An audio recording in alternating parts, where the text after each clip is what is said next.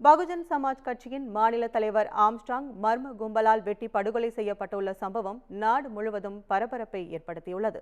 பட்டியலின மக்கள் மற்றும் சிறுபான்மையினர் நலனுக்காக போராடிய அவர் கடந்து வந்த வாழ்க்கை பயணத்தை இந்த தொகுப்பிலே பார்க்கலாம். சென்னை பெரம்பூரை சேர்ந்த ஆம்ஸ்ட்ராங்கிற்கு பள்ளி காலத்தில் இருந்தே அரசியல் ஆர்வத்துடன் இருந்துள்ளார்.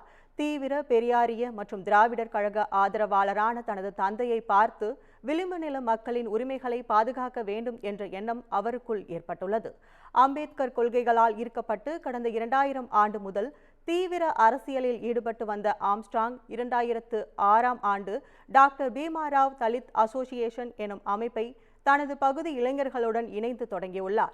அதன் பின் 2006ஆம் ஆண்டு நடைபெற்ற உள்ளாட்சி தேர்தலில் சென்னை மாநகராட்சியின் 99வது வார்டில் சுயேட்சையாக போட்டியிட்டு வெற்றி பெற்று மாமன்ற உறுப்பினராக தேர்வு செய்யப்பட்டார். அதன் மூலம் ஒடுக்கப்பட்ட மக்களுக்காக பல்வேறு பணிகளை முன்னெடுத்து வழிநடத்தி சென்றுள்ளார். குறிப்பாக அவரது தலைமையில் நடந்த போராட்டத்தின் காரணமாக போதிய பாதுகாப்பு உபகரணம், சரியான ஊதியம், பணியிட பாதுகாப்பு இல்லாமல் இருந்த சுமார் 2500க்கும் மேற்பட்ட தூய்மை பணியாளர்கள் அரசு ஊழியர்களாக அங்கீகரிக்கப்பட்டுள்ளனர்.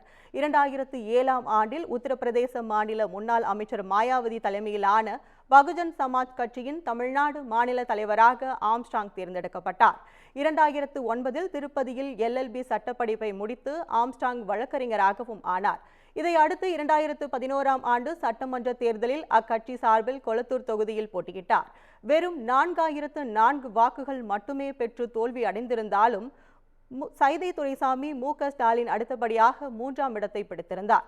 அதன் பிறகு 2008ஆம் ஆண்டில் பகுஜன் சமாஜ் கட்சி தலைவர் மாயாவதியை அழைத்து சென்னை அமைந்தகரையில் மாபெரும் பேரணி மற்றும் பொதுக்கூட்டத்தை நடத்தியது அவருக்கு இந்திய அளவில் புகழை தேடி தந்தது. அம்பேத்கர் வழியில் ஒடுக்கப்பட்ட மக்களுக்காக தொடர்ந்து குரல் கொடுத்து வந்த ஆம்ஸ்ட்ராங் அதற்காக பல்வேறு போராட்டங்களை முன்னின்று நடத்தினார். தலித் அமைப்புகளுடன் இணக்கமாக செயல்பட்டு அவர்கள் சட்டப்படிப்பை படிக்க உதவினார். அவரது உதவியால் ஒவ்வொரு ஆண்டும் 100க்கும் மேற்பட்டோர் சட்ட கல்லூரிகளில் சட்ட படிப்பை படித்து வழக்கறிஞர்களாக மாறினர். பட்டியலின மக்களின் நலனுக்காக போராடி வந்த அவர் மீது பல்வேறு வழக்குகள் நிலுவையில் உள்ளன. இதனால் தாமதமாக திருமணம் செய்து கொண்டு மனைவி மற்றும் ஒரு மகளுடன் வாழ்ந்து வந்தார். இந்த நிலையில்தான் நேற்று 6 பேர் கொண்ட மர்ம கும்பலால் ஆம்ஸ்ட்ராங் வெட்டி படுகொலை செய்யப்பட்டுள்ளார்.